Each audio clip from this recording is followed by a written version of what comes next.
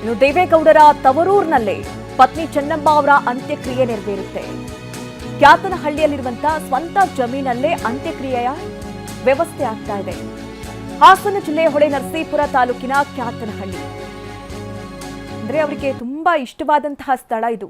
ರಂಗನಾಥ ಸ್ವಾಮಿ ಬೆಟ್ಟದ ತಪ್ಪಲಿನಲ್ಲಿ ಇರುವಂತಹ ಜಮೀನಲ್ಲಿ ಅಂತಿಮ ವಿಧಿವಿಧಾನಗಳು ನೆರವೇರುತ್ತೆ. ಅಂತ್ಯಕ್ರಿಯೆ ಸ್ಥಳ ಪರಿಶೀಲಿಸಿದ್ದಾರೆ ಪುತ್ರರಾದ ಎಚ್.ಡಿ. ರೇವಣ್ಣ. ನಾಳೆ ಬೆಳಗ್ಗೆ ಚೆನ್ನಮ್ಮನವರ ಅಂತ್ಯಕ್ರಿಯೆ ನಡೆಯುತ್ತೆ.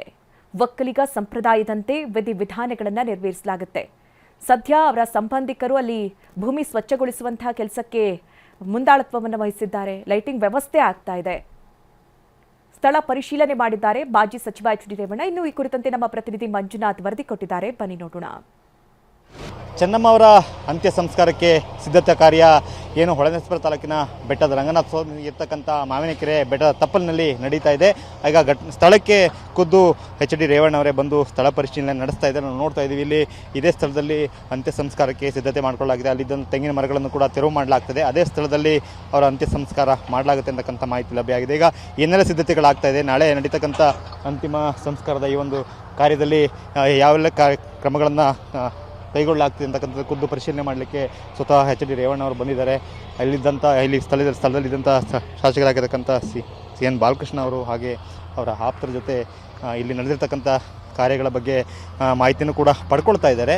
ಏನು ನಿನ್ನೆ ಅನಾರೋಗ್ಯದಿಂದ ಬೆಂಗಳೂರಿನಲ್ಲಿ ವಿಧಿವಶರಾದಂಥ ಮಾಜಿ ಪ್ರಧಾನಿ ಎಚ್.ಡಿ. ದೇವೇಗೌಡ ಅವರ ಧರ್ಮಪತ್ನಿ ಚೆನ್ನಮ್ಮ ಅವರ ನೆನೆದು ನಾವು ನೋಡ್ತಿದ್ದೀವಿ. ರೇವಣ್ಣ ಅವರು ಇನ್ನೂ ಕೂಡ ಕಣ್ಣೀರಿಡ್ತಾ ಇದ್ದಾರೆ, ಬಿಕ್ಕಿ ಬಿಕ್ಕಿ ಅಳ್ತಾ ಇದ್ದಾರೆ.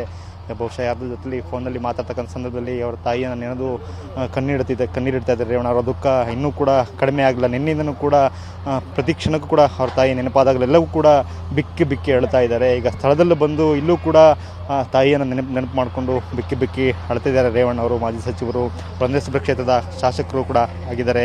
ಈ ಸ್ಥಳದಲ್ಲಿ ಏನೆಲ್ಲ ಸಿದ್ಧತೆಗಳಾಗಿದೆ ಅಂತೇಳಿ ಪರಿಶೀಲನೆ ಮಾಡಲಿಕ್ಕೆ ಅವರು ಬಂದಿರತಕ್ಕಂಥದ್ದು.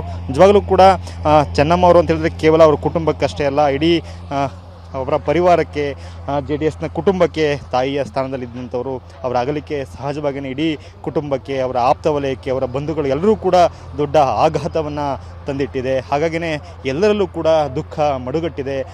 ಇಲ್ಲಿರ್ತಕ್ಕಂಥ ನಾವು ನೋಡ್ತಿದ್ದೇವೆ, ಅವರ ಕುಟುಂಬ ಸದಸ್ಯರಿದ್ದಾರೆ, ಅವರ ಪಕ್ಷದ ಮುಖಂಡರುಗಳಿದ್ದಾರೆ, ಗ್ರಾಮಸ್ಥರಿದ್ದಾರೆ. ಎಲ್ಲರಲ್ಲೂ ಕೂಡ ಆ ಒಂದು ಶೋಕ ಮನೆ ಮಾಡಿದೆ. ಯಾಕೆಂತಂದರೆ ಚೆನ್ನಮ್ಮ ಅವರು ನಿಜವಾಗಲೂ ಕೂಡ ಎಲ್ಲರನ್ನೂ ಕೂಡ ಅತ್ಯಂತ ಪ್ರೀತಿಯಿಂದ, ಮಮತೆಯಿಂದ, ಅಕ್ಕರೆಯಿಂದ ಸಲುತ್ತಿದ್ದಂಥವರು. ಅವರ ಅಗಲಿಕೆ ಸಹಜವಾಗಿಯೇ ಎಲ್ಲರಲ್ಲೂ ಕೂಡ ನೋವನ್ನು ತರಿಸಿದೆ.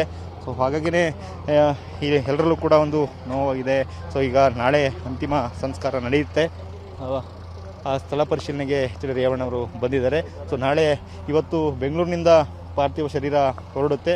ಸೊ ಅಲ್ಲಿಂದ ಹೊರಟ ನಂತರ ಹಾಸನಕ್ಕೆ ಬರುತ್ತೆ. ಹಾಸನದಿಂದ ಹೊಳೆನರಸೀಪುರಕ್ಕೆ ಬಂದು ಎಚ್.ಡಿ. ರೇವಣ್ಣ ಅವರ ನಿವಾಸದಲ್ಲಿ ಅಂತಿಮ ದರ್ಶನಕ್ಕೆ ಇಡಲಾಗುತ್ತೆ. ನಂತರ ನಾಳೆ ಮಧ್ಯಾಹ್ನದ ಬಳಿಕ ಇದೇ ಸ್ಥಳದಲ್ಲಿ ಅವರ ಅಂತಿಮ ಸಂಸ್ಕಾರ ನೆರವೇರುತ್ತೆ. ಕ್ಯಾಮ್ರಾಮನ್ ಮಹೇಶ್ ಜೊತೆ ಮಂಜುನಾಥ್, KB, TV9 ಹಾಸನ.